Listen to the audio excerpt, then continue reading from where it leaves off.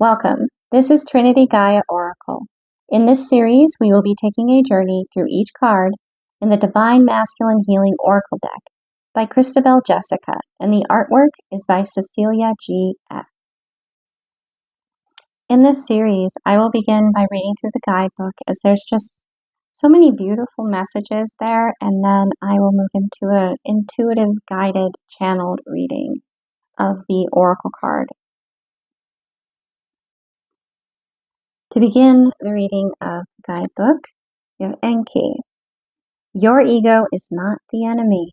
However, left unchecked and unseen, it can infiltrate your mind's reasoning and decision-making parts. Face your ego with love to gain insights and understanding about yourself. From the region of southern Mesopotamia came the first recorded human civilization, known as Sumer. In the Sumerian pantheon, the 7 most important deities were called the gods who decree. Enki, known as Ea, to the later Babylonians, is the deity associated with water, knowledge, and creation. His name translates to Lord of the Earth, and he was the patron god of the city Eridu, where artifacts of his worship were found dating back to 5,400 before Common Era. He was part of a trinity alongside his brother Enlil, the god of air, and their father Anu, the sky god. Enki was in charge of and resided in Abuzu, the ocean underneath the earth. One day, Enlil decided that humanity should be wiped out. Not agreeing with this decision, Enki delivered a message in a dream to a man named Atrahasis about an impending flood. Heeding the warning, Atrahasis built a boat and kept 2 of every animal on board to continue life on Earth. The Great Flood of Sumer lasted 7 nights and was catastrophic, but thanks to Enki and Atrahasis, life went on. The concept of the ego tends to get a bad rap, yet each person has one, and it's okay that they do. Like Enki's warning to Atrahasis about the impending flood, your ego acts as a cautious signal, alerting you to potential challenges or disruptions in your life. It helps to keep you alive and thriving while you navigate life in a hectic world. Denying the ego plunges your most human aspects into the hidden, murky depths of your psyche.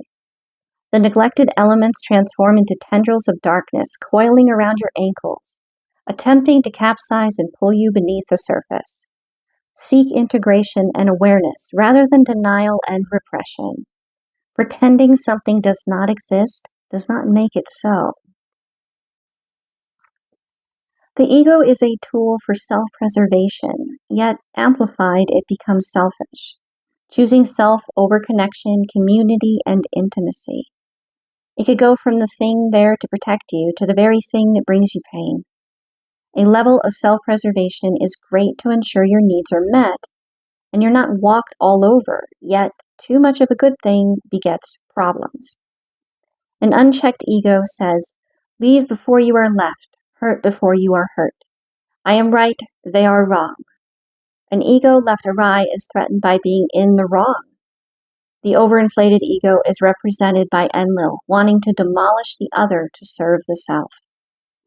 It is capricious, devoid of kindness, understanding, and co-creation.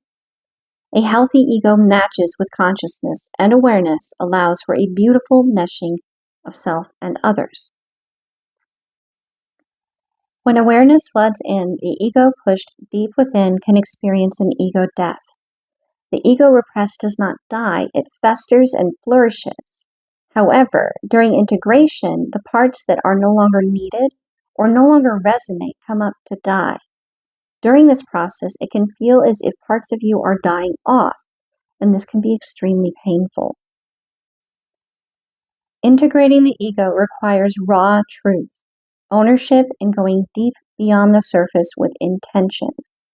The part within declaring, "I have no ego," is ironically the ego itself. Understanding allows for evolving out of habits based on fear and outdated programming. When you continually seek to understand why your ego or fear makes you want to hide, run, or act in ways that you feel are unbecoming. You can consciously change these behaviors through your awareness. Respond instead of reacting. Accept your ego as a friend, not a foe. Work on integrating its positive aspects while being aware of your shadow side. Once you do, this makes it easier to implement self-protective measures while also considering your connection with others.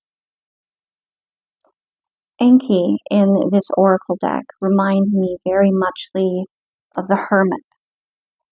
The healing that we do in solitude when we look deep within ourselves because we're not being told who we are, what we should think, or what we should feel. We're left alone with ourselves and our thoughts and our emotions, and what in our environment inspires reactions from us and our own wonderment at why.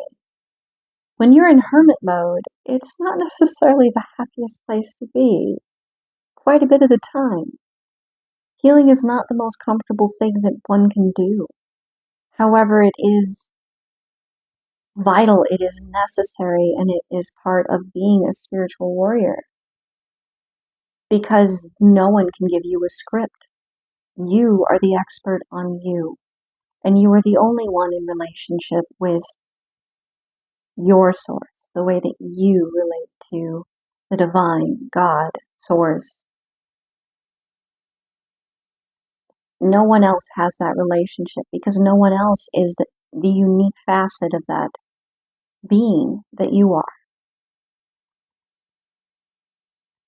In hermit mode, we become aware of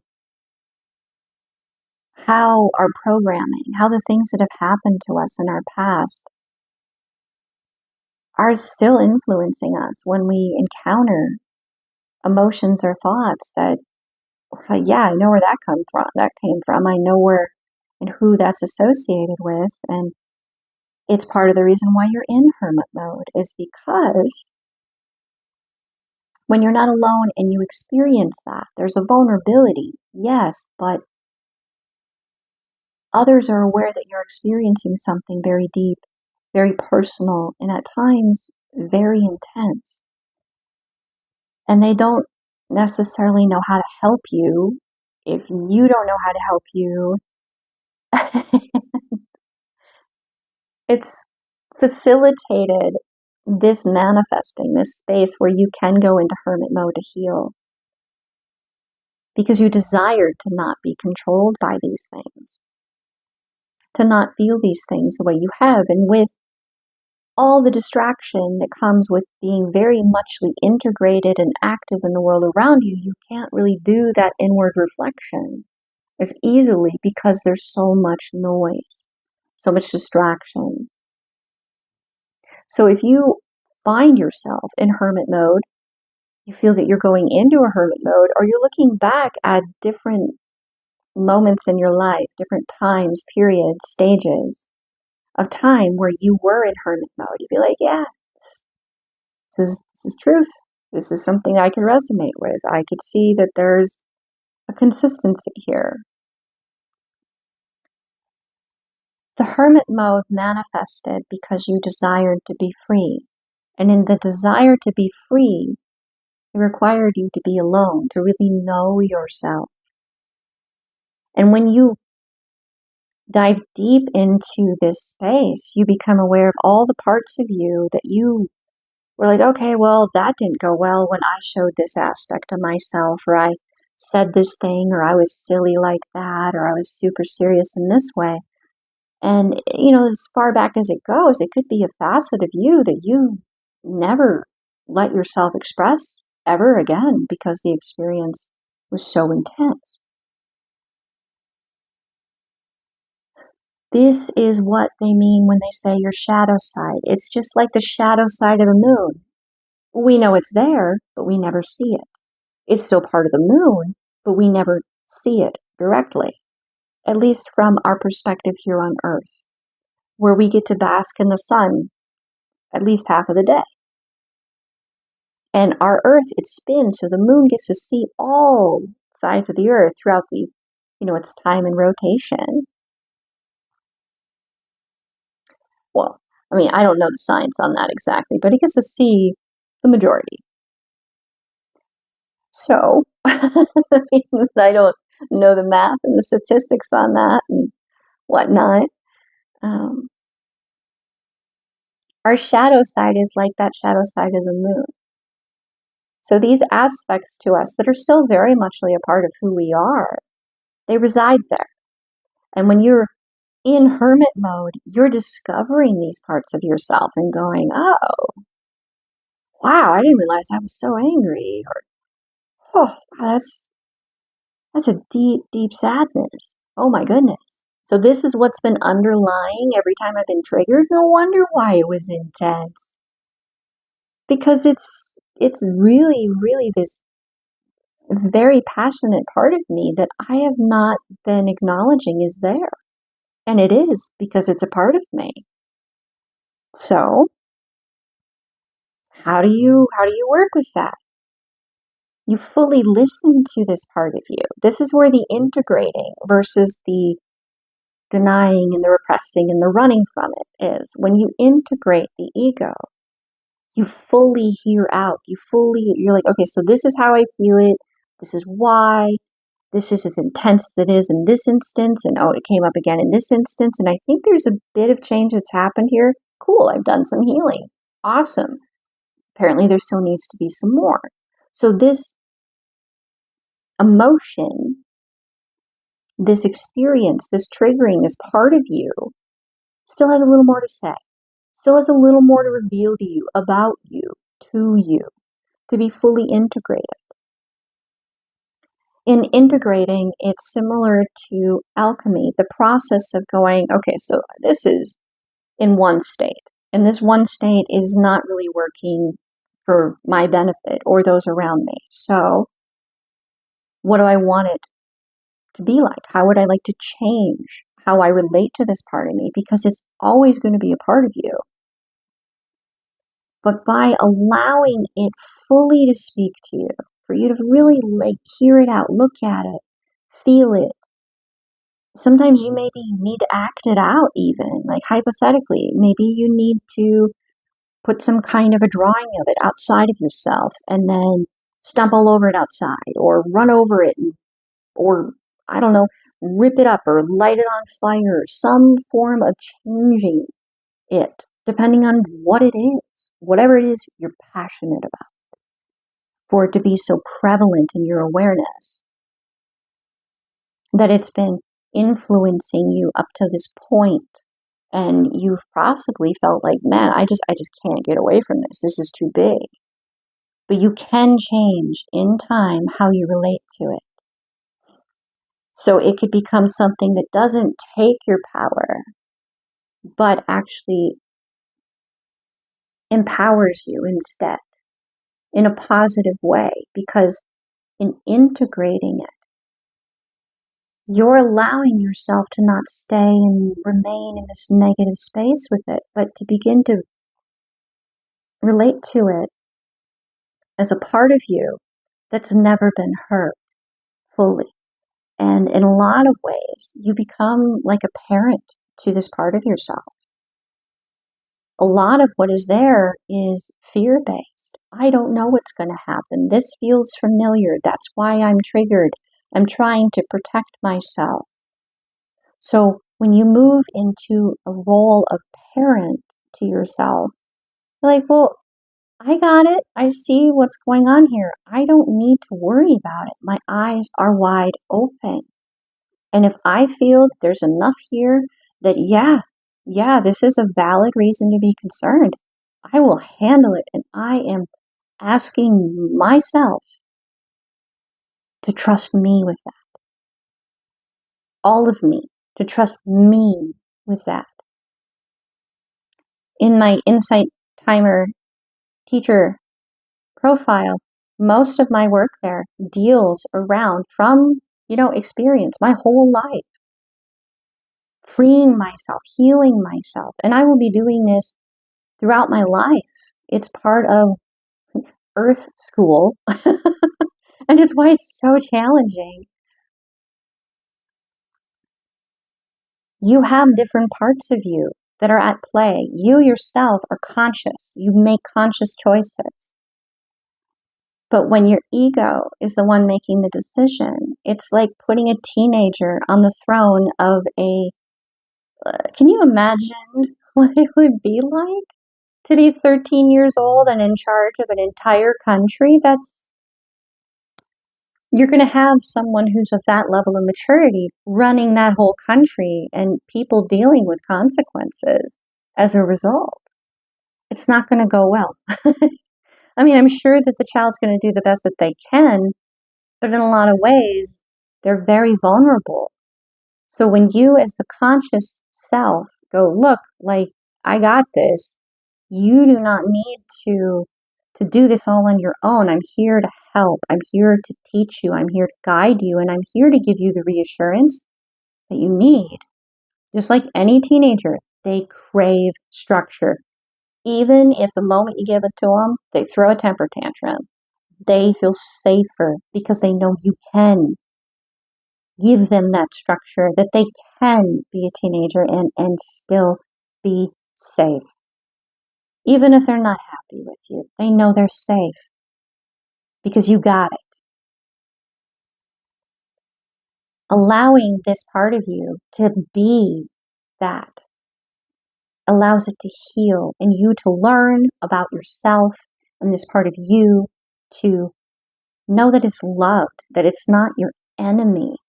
The language in the guidebook was kind of counterintuitive to me in some ways, even though I know that it's a pretty common theme. Many teachers will tell you that you have to let your ego die. That's self-harm. I'm not down with that. That language is not something that resonates as truth for me. Because when you integrate your ego, you're actually healing it. You're not killing it. You're allowing what hurts your ego to no longer keep it in pain. You're allowing the ego to be able to understand itself as not fragmented pieces, but as a vital and empowering and beautiful aspect of yourself. As you move through this healing is integrating. This part of yourself will begin to feel like it has purpose and that it is safe, that it is powerful, it is important, it is necessary. In my teaching, if you do go to Insight Timer, I describe the ego as kind of like the liaison, the conductor, not the conductor, it's almost like different messages from your subconscious can come into this space. The ego is facilitating the order. The ego is like, all right, so the message delivered, all of me convene, all of me deliver decision upon how we want to handle this. And then the ego is like, all right, so the next subconscious message may come through. So on and so forth. It's taking care of all of you. It's very important to facilitate in that role, but it is not the conscious you. Ultimately, the conscious you is where you, in this incarnation, your personality, your identity, who you are, fully ends up using and exercising your free will. But you have a whole panel of you there informing you so you can make the best possible decision. And sometimes you learn from your higher self. And sometimes, yes, even sometimes your higher self learns from you. It's kind of a wild thing when it happens, but it's a beautiful thing. So Enlil is very assertive aspect, very like the choice to move into hermit mode, the choice to look at what hurts and decide how you would like to change, how you relate to that robs you of your power because you're so stuck in the emotional reaction, you're not able to think clearly. So in this hermit mode, you're able to empower yourself.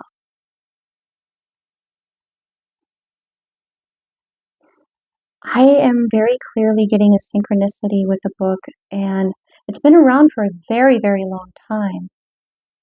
When I first started exploring this, when I was a young teenager, it was kind of a staple. It's called The Way of the Peaceful Warrior, I believe. So that may be something that really, excuse me, I bumped the mic there, may be something that may have a deeper dive into this process, because the main character in this book, it's set in modern times, or modern-ish. I think it might have been written for, somewhere around like 50 years ago, maybe 40. It's like 1960s, 1970s maybe. And it's of a young man's journey into being this peaceful warrior. So that may be something that can be very powerful, because it's written from the masculine perspective in a modern world. I would highly recommend that anybody who is still here, still listening, I'm incredibly grateful for you, and I am so humbled and honored to be the channel through which this message reaches you and to co-create it with you.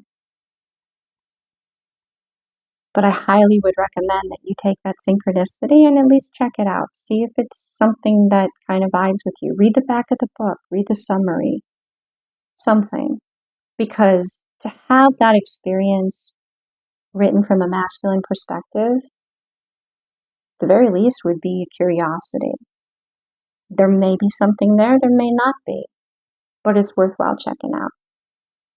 It may have a life-changing impact on anyone who finds themselves in hermit mode, and they're very resonant with more of the assertive or masculine way of looking at life and relating to themselves and the world around them, regardless of gender.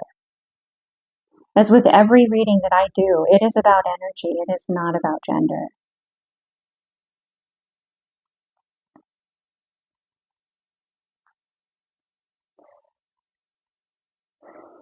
Yeah, I'm kind of feeling like that is the reading here, guys.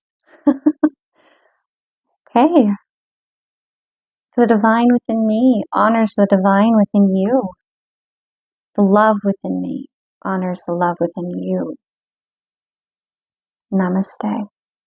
Please do like, share, comment, subscribe, so more individuals can encounter this reading that, will find possibly some piece of themselves in this reading. Some synchronicity lets them know that divine source, God, heard them,